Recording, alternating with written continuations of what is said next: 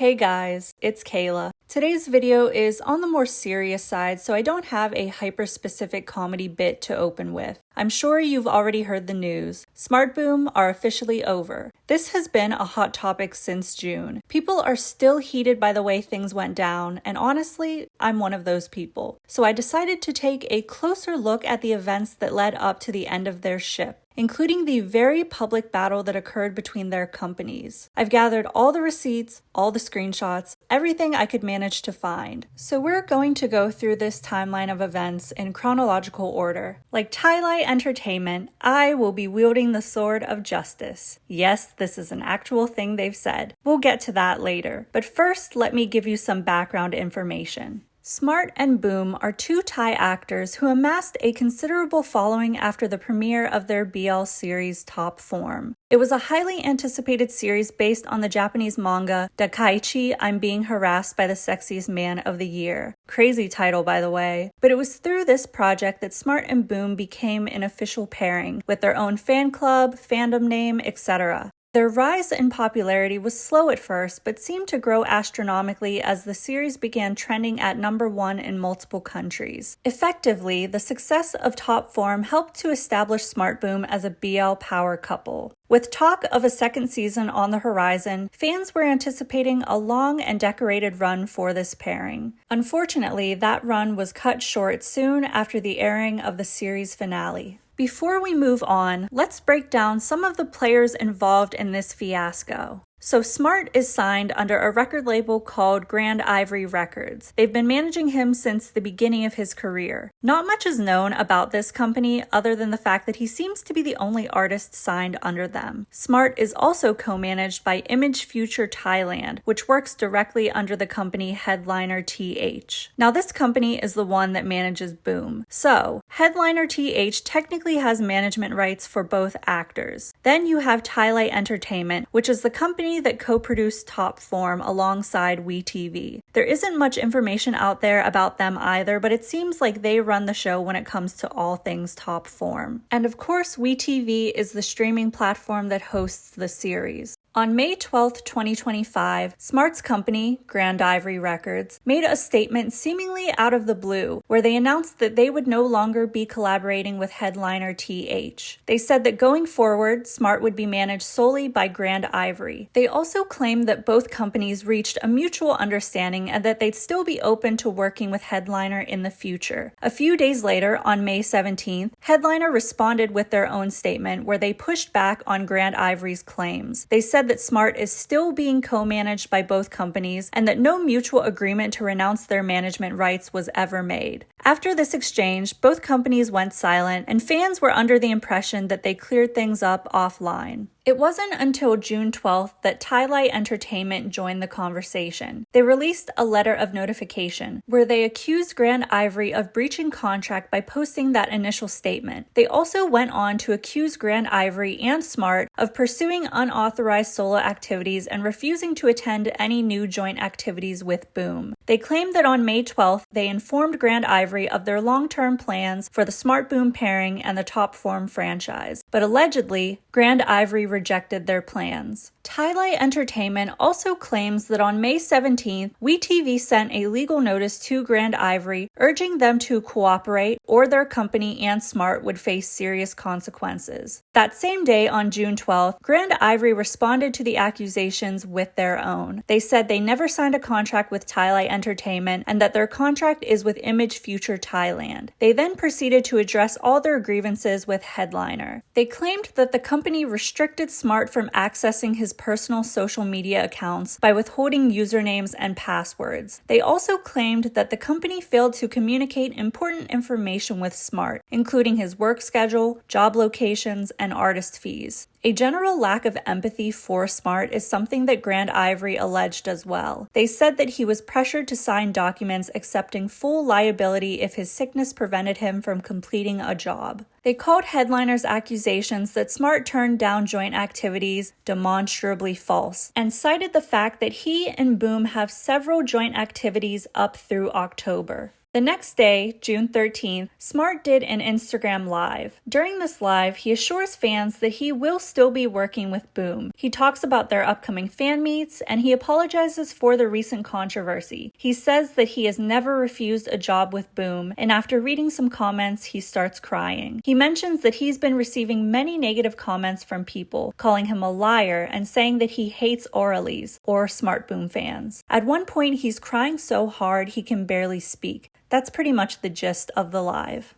On June 14th, Grand Ivory made a statement about fans violating Smart's privacy by stalking him outside of his official schedules and taking photos and videos of him without his consent. I wanted to include this because even though it isn't fully related to the company's fight, it does show that Smart and Grand Ivory were dealing with a lot during this time period. On June 15th, Grand Ivory made another statement where they essentially reiterated all their grievances and denied Headliner's allegations once again. So, now we've made it to D-Day. On June 20th, WeTV posted their statement informing fans that Smart and Boom would no longer be working together. But that's not all. They also state that Smart's solo activities will be canceled. They cite Smart and Grand Ivory's non-compliance as the reason why they came to this decision. The way the SmartBoom split rocked the BL fandom needs to be studied. I did not see a single person who wasn't distraught over the news. Of course, you had people who were upset about the shipping aspect, but you also had people who were angry on the actors' behalf. I would say that generally, people were on Smart's side, and it was widely believed that he had little to do with the disagreements between companies. We can delve into the theories later, but I just wanted to give you guys an idea of how fans and non-fans reacted to the news at the time. On June 21st, Smart took to Instagram and posted a message for Oralees. I'm gonna read it out for you guys. He wrote,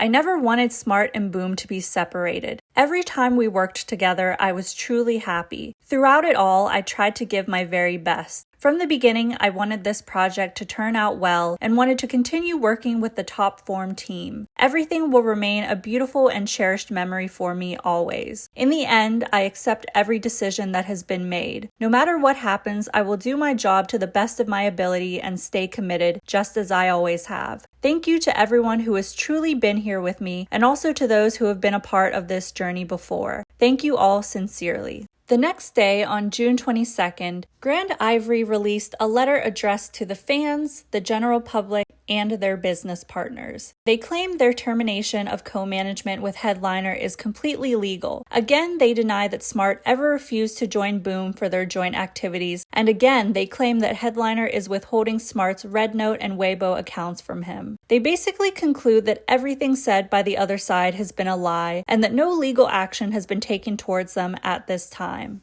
We had a couple days of peace until July 3rd came around, and Grand Ivory released a warning statement directed at international fans who were harassing Smart. They threatened legal action against these fans if they don't cease the harassment immediately. This is important to note because the harassment was caused by this controversy. Smart did receive a lot of support, but he also received a lot of hate. We can't forget that. 2 days later, on July 5th, Ty shared a statement from WeTV claiming that Smart is still being co-managed by both Grand Ivory and Headliner. If things are starting to sound a bit repetitive, that's because they are, and this statement is no exception. Again, Ty and WeTV insist that Grand Ivory and Smart have refused to fulfill their contractual commitments and have more or less infringed on WeTV's rights as Smart's co-manager. So more of the same accusations and denial of accusations. I promise we're almost at the end here. Something quite interesting happened on July 9th.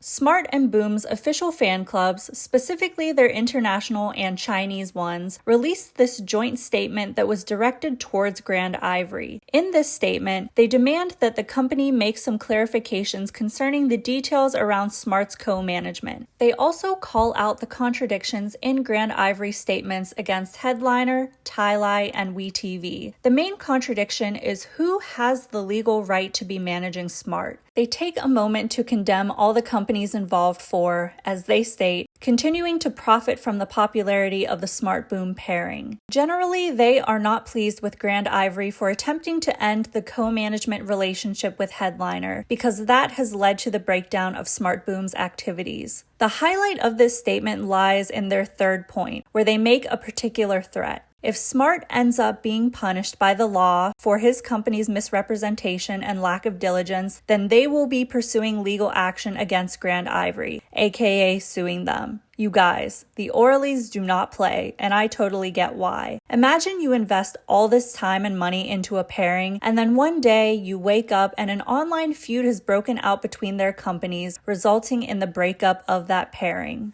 Finally, we're nearing the end of this disaster. So Grand Ivory's final statement on the matter was released on July 14th. First, they make some clarifications regarding Smart's schedule. From there, they go in pretty hard on the fact that Headliner and the other companies involved have all been singling out Smart even though the disagreements are between the companies themselves. They state that because Headliner has continued to call out Smart by name, this has caused him to receive significant backlash online. They also debunk a rumor that Smart demanded to be paid for filming duo vlogs with Boom. Their statement concludes on some flowery language about the importance of cooperation from both sides and their responsibility as a company in this industry. And that's going to be it from them.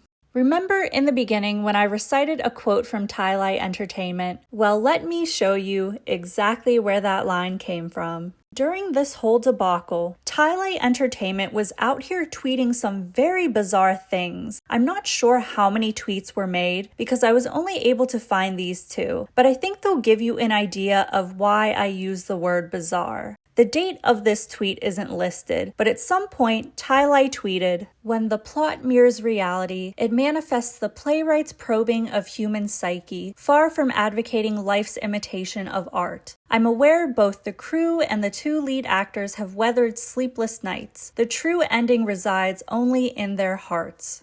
Who wrote this? Edgar Allan Poe? I could not believe this was a real tweet made by a company. But strap in, because I have an even crazier tweet to show you. Tyli also posted this, and I'm not going to read the entire thing, but let me pull out some of the stranger parts. So Tyli says that audiences, once immersed in the emotional storyline, were jolted from the clouds of fiction into the rupture between reality and narrative. Girl, is the metaphor really necessary? They also refer to Grand Ivory's first response as the May 12th incident, and they call that day a Damocles sword hanging over the entire production, which is a reference to the mythological figure Damocles. At another point they say, "But the deeper blow struck the future, like a storm tearing through the foundation," so on and so forth. Another poetic line, "The butterfly effect of this contract rupture is quietly unraveling into a silent erasure."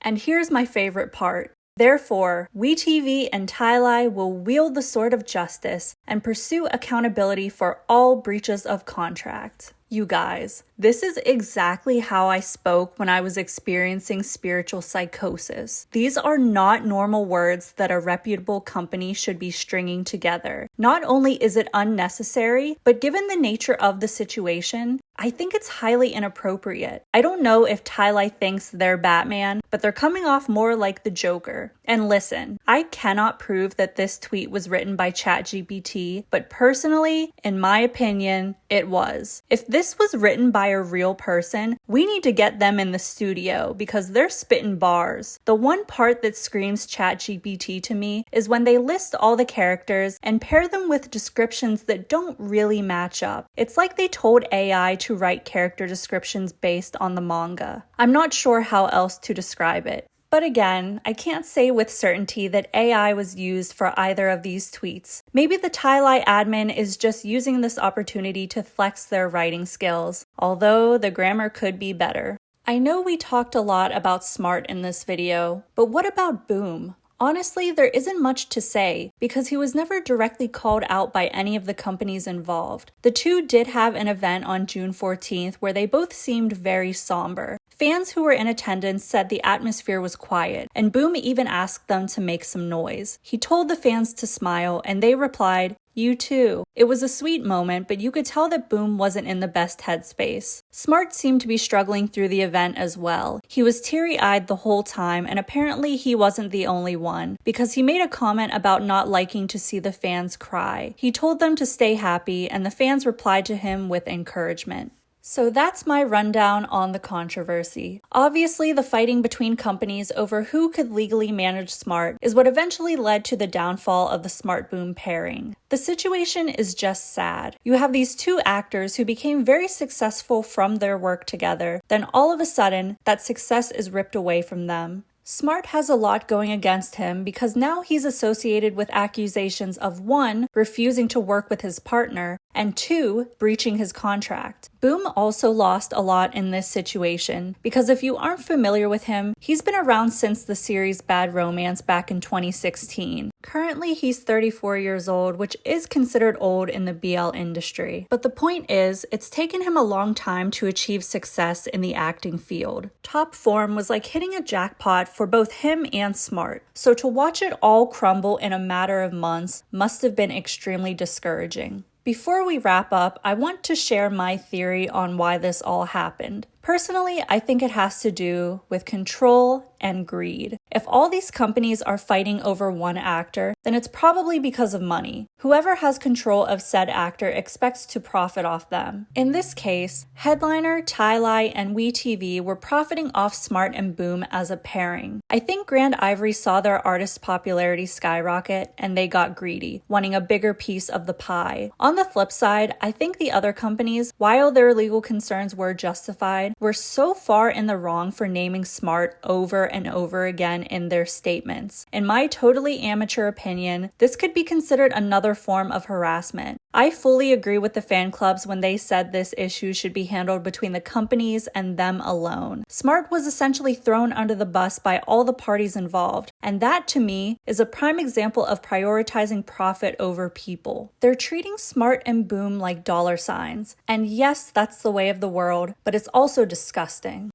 This video turned out to be a long one, so thank you all for sticking around. I hope you were able to learn more about the SmartBoom split and everything leading up to it. I also hope that I was able to bring a new perspective to this topic because I know everyone has been providing their own commentary on it. When I make videos like these, my intention is for them to act as an industry archive so that people can reference them in the future. So again, thank you to the moon and back for watching. And thank you to my wonderful moderator Shar who helped me piece together the timeline of events. I've had all these video ideas stored in a Google Doc and I'm so happy that I finally have time to bring them to life. Right now, I'm thinking about doing a deep dive on the GL author Chao Planoy and all her controversies. Let me know if you guys would be interested in that. But again, thanks for watching, and I will see you all in the next video.